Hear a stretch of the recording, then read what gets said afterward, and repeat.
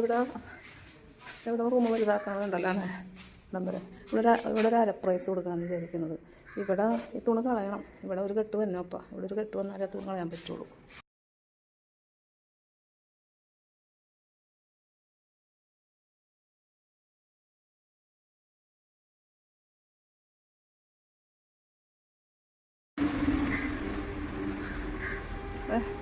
ഇതാ സംഭവം കേട്ടാ, സംഭവം ഇതാ